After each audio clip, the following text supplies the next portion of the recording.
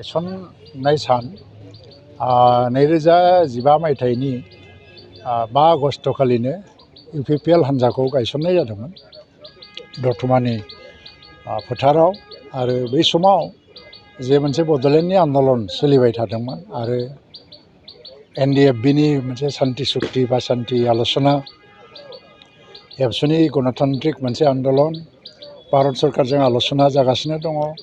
बे समाव राजनैतिक भाबै बे सोमावसारनायखौ मदद होनो थाखाय जोबोद मोनसे आंखाल गोलैदोंमोन। कारण बै समनि जि राजनैतिक हान्जाफोर दंमोन बे शान्ति आल'सनाखौ मोजां रोखोमै मदद होनो हायाखैमोन। बरन्स माखासे राजनैतिक दलफ्रा बेनि हेंथाबो खालामदोंमोन। दा बे समाव मोनसे आन्दलनखौनो मदद होग्रा शान्ति आल'सनाखौ जाफुंहोग्रा मोनसे राजनैतिक हान्जानि गोनांथि दं होननानै UPPLखौ जोनोम होदों। आं बेनि गायसनगिरि आफादगिरि हिसाबै बिबान लानानै खामानि मावबोदों। बे समाव मोनसे बे थासारिया जाहैबाय जोंनि जुजिनायनि थासारि। राजनैतिकबाबो जों हयथ' एसेबां जाफुंनो हायाखैमोन बै समाव। नाथाय 2020 मायथाइयाव जे बर' गोरोबथा जानायनि उनावहाय जे मोनसे राजनैतिक परिबेसा चेन्ज जाबाय, बेनि उनाव UPPLआ देरहासार जाबाय। लोगोसेयैनो BJP GSPजों लोगो नांनानै दिनै गभर्नमेन्ट दाबाय। प्रमद बर'नि दैदेननायाव जे मोनसे काउन्सिल सोलिगासिनो दङ आरो बियो दा जेरैबो बिथिङाव जौगानाय लाबोनो नागिरदों। साइन्स टेक्न'लजिनिफ्राय लानानै एग्रिकालचार, हारिमुनिफ्राय लानानै खेला आरो सोलोंथाइ, नलेज फेस्टिभेल खुंनायनि गेजेरजों जोङो गासै भारतबर्षआवनो बेखौ देखायदों जे जोंनाव बेसेबां नलेज सिकार बा नलेज हांग्रि मानसि दङ। स' यां जेनेरेसना जे मडार्न नलेजजों आगान सुरनो आवगायगासिनो दङ बेखौनो दिन्थिलांबाय थादों।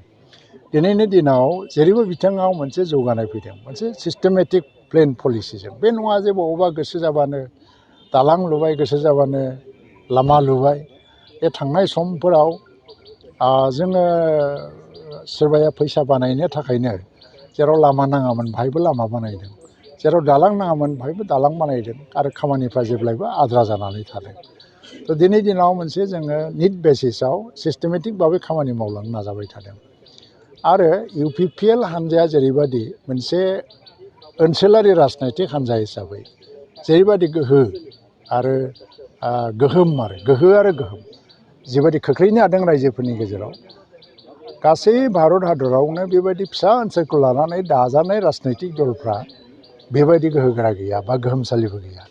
आरो दिनै AGPनि उनाव UPPLखौ साननाय जायो। AGP आरो UPPL माने फ्राय आन्सलिकताबादखौ नायोबा बे मोननै हान्जाया जोबोद शक्तिशालि। स्टेट लेभेल जायो, माखासे हान्जाफोरा रिजनेल लेभेल जायो। नाथाय जों मोनब्रै मोनबा डिस्ट्रिक्टखौ लानानै दानाय मोनसे राजनैतिक हान्जा। दिनैनि दिनाव UPPL हान्जाया ओरैबायदि मोनसे दावगागासिनो दङ आरो प्रग्रेस जाबाय थादों जेखौ होबथानो हानाय रावहाबो गोहो गैथ'आ दा। ओंखायनो आं सानो फैगौ लकसभा इलेक्सनावबो UPPL हान्जाया BJPजों एलायन्स खालामनानै गेलेगोन। BJP AGP जेब्लायबो मदद थागोन। गाबोन बिजिनियावबो बिराद गिदिर मोनसे सुबुं गमा जानो थांगासिनो दं।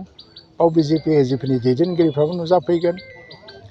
फैगौ लकसभा इलेक्सनाव UPPL हान्जाया खुनु हेंथा हेंसि गैयालासेनो देरहासार जानो हागोन आं मिजिंथियो। माने दानि बिश्वनाथ सनितपुर बेथ' दा एरिया एक्सटेनसननि प्रसेसा सोलिगासिनो दङ आरो BTCआव गासै 60 समष्टि दानायनि जि प्रसेस बेबो अलमस्ट दाखालि जों ट्राइपार्टाइट लेभेल मिटिं खालामनानै मोनसे डिसिसन लाबाय आरो फाइलआ अलरेडि मुभ जाबाय। हम डिपार्टमेन्टआव थांदों दा। हम एन्ड पलिटिकेल डिपार्टमेन्टआ क्लियार खालामनाय लोगो लोगोनो पार्लियामेन्टआव बियो एक्ट अफ पार्लियामेन्ट जानो थाखाय थांगासिनो दङ। आङो वेलफेयार अफ बड'लेण्ड डिपार्टमेन्टनि सासे मिनिस्टार हिसाबै आंनि थ्रुयै बे फाइलआ मुभ जानांगौखाय आं अलरेडि बे फाइलखौ मुभ खालामबाय आरो रायजो सरकारनि हम एन्ड पलिटिकेल डिपार्टमेन्टआव बियो कनसिडारेसनाव दंबाय थायो आरो बेनिफ्राय एप्रुभ जानानै फैनाय लोगो लोगोनो भारत सरकारनाव थांगोन आरो भारत सरकारा बेखौ एक्ट अफ पार्लियामेन्ट हिसाबै पास खालामगोन। बेनि उनाव 60 समष्टि। थ' बे हिसाबै जोंनि पार्टिनि जि मोनसे एरिया बियो आप टु सनितपुर बिश्वनाथसिम थांनांगौआ बियो जोंनिनो दायित्वखा। बिनि उनावहायबो जों नायगोन जे बबेबा एरियायाव जों जेराव हाथारनाय नङा बाहाय जोङो जेनेबा राजनैतिक बे हान्जाखौ दोननांगौनि नामाव दोनहैनानैथ' जानाय नङा नाथाय जेराव जेराव जोंहा मोनसे गोहोम दङ बा जों मावनो हागोन बा पपुलेसन दङ जोंखौ मोजां मोनग्रा जों बेफोराव हान्जाखौ एक्सटेनसन खालामनायनि हाबाफारि लागोन बेखौ दानि आफादगिरि प्रमद बर'आ बे सोमोन्दै हयथ' सानगासिनो दं। गोजोनथाव खौरां बाजाज बाइक सालायनो मोजां मोनग्राफोरनि थाखाय गोजोनथाव खौरां दावहारु अट' एजेन्सिया बाजाज बाइक सालायनो मोजां मोनग्रा रायजो राजाफोरनो होगासिनो दं इन्डिपेन्डेन्ट डेनि थाखाय ल' डाउन पेमेन्ट आरो इजि एक्सचेन्ज अफार 1 आगष्टनिफ्राय 15 आगष्टसिम होगासिनो दं क'क्राझार दावहारु अट' एजेन्सिया आरो क'क्राझार जिल्लानि सिङाव थानाय काराइगाव दतमा आरो बडगावआवबो 3 आगष्टआव फेस्टिभ आउटलेट गोदानै बेखेवनो थांगासिनो दावहारु अट' एजेन्सि बे गोदानै बेखेवनाय ब्रान्च श'रुमआवबो ल' डाउन पेमेन्ट आरो इजि एक्सचेन्ज अफार लानो हागोन। बाइक सालायनायाव हमनो थाखाय हेलमेट बेसेन लायालासे बाइकगिरिया मोननो हागोन आरो सीट कभार्स बेनि अनगायैबो जाय फाइनान्स लागोन बिथाङा खम डाउन पेमेन्ट होनानै लानो हागोन।